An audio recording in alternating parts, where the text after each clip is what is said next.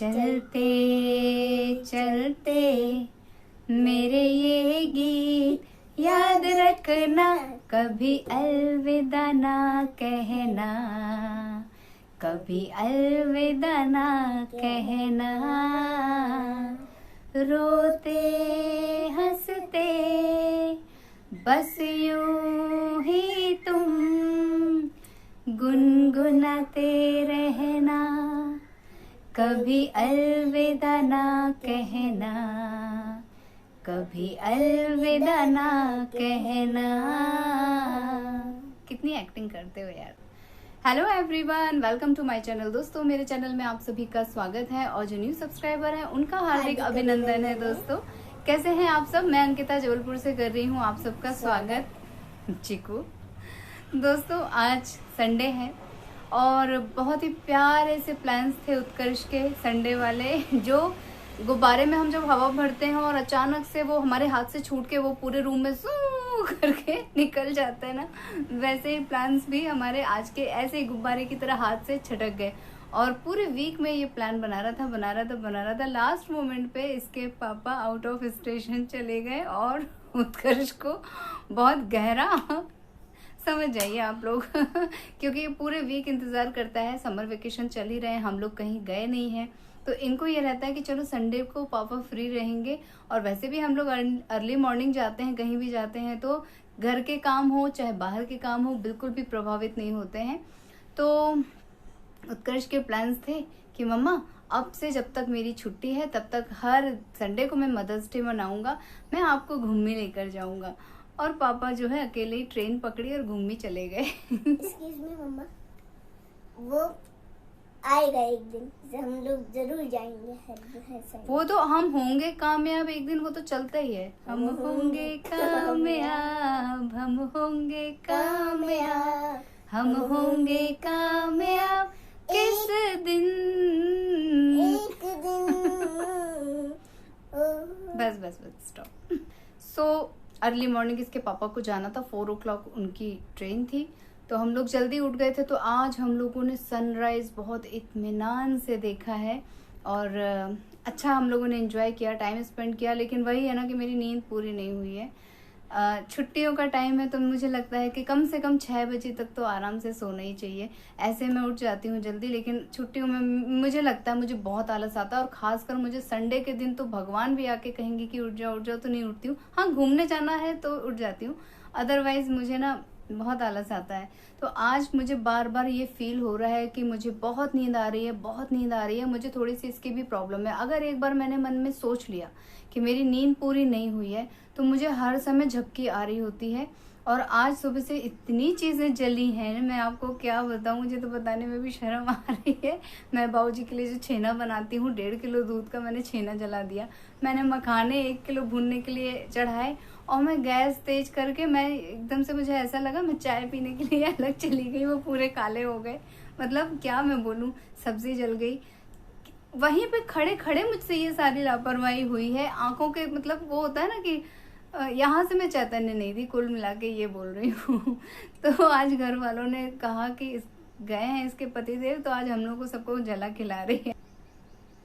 खैर ये सब तो हो गई मेरी बात करते हैं आप लोगों के कमेंट्स की। सो थैंक यू, आप लोगों ने मेरी जो न्यू रेसिपी मैंने ट्राई की थी उसे आप लोगों ने इतना प्यार दिया है। रेसिपी क्या है, देखिए मैं हमेशा ही दलिया खाती हूँ। मैं कितने 7-8 साल हो गए मैं लगातार नाश्ते में दलिया ही खाती हूँ। कभी दाल दलिया खाती हूँ, कभी दूध दलिया खाती हूँ, जैसा भी मुझे लगता है। कभी सब्जी दलिया खाती हूँ, अगर सब्जी अच्छी सी चटर पटर बन जाती है या कढ़ी बड़ी बन गई तो दलिया उसके साथ खा लेती हूँ। तो मैं दलिया ही का ही नाश्ता करती हूँ। बट इधर बीच मेरे पास मैंने बताया था ना, बहुत सारे कमेंट्स आ रहे थे वुमेन्स के, कुछ ऐसी प्रॉब्लम्स उन लोगों को हो रही थी। कहीं बैकबोन में प्रॉब्लम हो रही है, कहीं साइटिका की प्रॉब्लम हो रही है, कहीं किसी के हाथ पैर में वही झुंझुनी चढ़ रही है और हीमोग्लोबिन उनका सही निकल रहा है, सब कुछ बढ़िया है, फिर भी उनको प्रॉब्लम हो रही है, चक्कर आने की प्रॉब्लम हो रही है। तो देखो ये सारी प्रॉब्लम्स मुझे भी हो रही है और मेरी अभी बहुत ज़्यादा एज नहीं है, 35 प्लस हूँ मैं, बट इतनी ज़्यादा एज नहीं है। मगर हम लोग क्या होता है कि अपने रोजमर्रा की दिनचर्या जो हमारी होती है उसमें भागम भाग में हमारे नाश्ते का शेड्यूल जरूर से इधर से उधर हो जाता है। कभी कुछ काम आ जाता है, कभी कुछ काम आ जाता है। बहुत सारी वुमेन्स ऐसी हैं जिनको मॉर्निंग में ही कहीं भागना पड़ता है, कुछ लेने जा रहे हैं, कुछ करने जा रहे हैं, बच्चों को स्कूल छोड़ने जा रहे हैं, तो नाश्ता स्किप हो जाता है। और हमारे लिए नाश्ता सबसे ज्यादा जरूरी है। और मैं उन सब चीज़ों में बिलीव नहीं करती हूँ कि मैं 32 बार चबा के खाऊं या मैं सौंफ का जीरे का पानी पीऊं। देखो वो सब पानी बहुत फायदा करता है, बट मैं उसमें बिलीव नहीं करती हूँ, ना ही मुझे लगता है मेरी बॉडी को उसकी ज़रूरत है। अभी तो नहीं है, मैं कहीं से भी फूली नहीं हूँ, उल्टे मैं बहुत ज़्यादा दुबली हो गई हूँ। तो मुझे ऐसा नाश्ता चाहिए जिससे मैं एनर्जेटिक रहूं। मैं वो नाश्ता सुबह 8 बजे करती हूँ। 1 बजे तक मुझे बिल्कुल भूख का एहसास नहीं होता, क्योंकि वो अकेला एक बॉल जो है बहुत हेल्दी होता है। एक कटोरा जो हम कटोरी भी आप ले सकते हो, अगर आप 12 बजे खाना खाते हो तो आप थोड़ा कम ले लो, लेकिन उसे ज़रूर से अपनी डाइट में शामिल कीजिए, क्योंकि उसमें बहुत सारे ऐसे इंग्रेडिएंट्स हैं जो हमारी बॉडी में एवरीडे जाना चाहिए। बाहर से हम फिर एक्सटर्नल जो मेडिसिन लेते हैं उससे तो बेहतर ही है कि हम अपने खाने में कुछ कुछ चीज़ें शामिल कर लें। मैं उसमें कभी खजूर डालती हूँ, कभी बॉर्नवीटा डाल देती हूँ, कभी चॉकलेट पाउडर डाल देती हूँ, कुछ ना कुछ मेरा चलता है। कभी एंश्योर पाउडर जो आता है वो डाल देती हूँ। घर में तरह तरह की चीज़ें होती हैं और मैं इस तरह से बनाती हूँ। किसी ने मुझे बोला कि शुगर जिनको है वो कैसे इसे खाएंगे, तो आप बिना चीनी का बना लीजिए। आप इसे नमकीन भी बना सकते हैं। मैं अब एक रेसिपी इसको नमकीन वाले की शेयर जरूर से करूंगी। मैं उसमें थोड़ी सी गाजर डालती हूँ घिस के, थोड़ा सा मैं चुकंदर भी घिस के डालती हूँ, घिस के हल्का सा, उससे बहुत अच्छा शेड आ जाता है और कुछ नहीं, देखने में थोड़ा इम्प्रेसिव लगने लगता है। वैसे मैं उस पे ज्यादा बिलीव नहीं करती हूँ, सिर्फ टेस्ट पे और उसके गुणों पे विश्वास करती हूँ। मैंने अपनी वीडियो में भी आप लोगों से बोला है कि बहुत ज्यादा तामझाम पिस्ता डाल रहे हैं, तो ये डाल रहे हैं, तो वो डाल रहे हैं, इसकी जरूरत नहीं है। उसमें जितने इंग्रेडिएंट्स हैं वो हेल्थ की उसमें डाले हुए हैं और उनकी मात्रा का भी हमें ध्यान रखना है। मैं उस वीडियो में शायद बोलना भूल गई हूँ कि काजू महिलाओं को ज्यादा नहीं खाना चाहिए। हो सकता है मैंने आप लोगों के साथ ये बात शेयर की हो, मुझे याद नहीं है, बट कभी मुझसे कोई पूछता है तो मुझे भी तुरंत क्लिक होता है कि यार ये बात मुझे बतानी है। मुझे खुद डॉक्टर ने बताया था कि काजू महिलाओं को बहुत ज्यादा नुकसान करता है। 2 काजू खा लीजिए बस इनफ है। काजू की कतली और ये उसमें भी कुछ कुछ चीजें मिक्स करके बनाते हैं, बट प्योर काजू कतली हमें नहीं खाना चाहिए। ठीक है, पुरुषों को भी नहीं खाना चाहिए, क्योंकि जो चीजें महिलाओं को होती हैं वो पुरुषों को भी होती है। पुरुष थोड़े सा नजरअंदाज कर देते हैं और थोड़े महिलाओं से स्ट्रांग होते हैं। खासकर डिलीवरी के बाद महिलाएं बहुत वीक हो जाती हैं, तो उनको बहुत संभल के चीजें खानी होती हैं। ठीक है, प्लस जिनको आंतों की प्रॉब्लम है, जिनको लिवर की प्रॉब्लम है, उनको बहुत ध्यान रख के घी और ये तेल, ये सब चीजें, बटर, ये सारी चीजें यूज करना है। मैं मिल्क बहुत कम यूज करती हूँ। उसका रीजन है कि मैं भाई नहीं पचा पाती हूँ उतना। मुझे मना भी किया है डॉक्टर ने, 1 गिलास अलाउ किया है, तो मैं 1 गिलास शुरू से ही लेती हूँ। अभी मैं हाल फिलहाल छेना खा रही हूँ बाबूजी के साथ मुझे मीठा छेना अच्छा लगता है, तो मैंने पूरी तरह से टोटल मिल्क बंद कर दिया, क्योंकि मिल्क मैं एक कैल्शियम के लिए ही ले रही हूँ। उसमें कितना होता है, पानी ही तो ज्यादा होता है। तो जिस उद्देश्य से हम किसी चीज को अगर इनटेक कर रहे हैं वो उद्देश्य की हमारी पूर्ति होना चाहिए।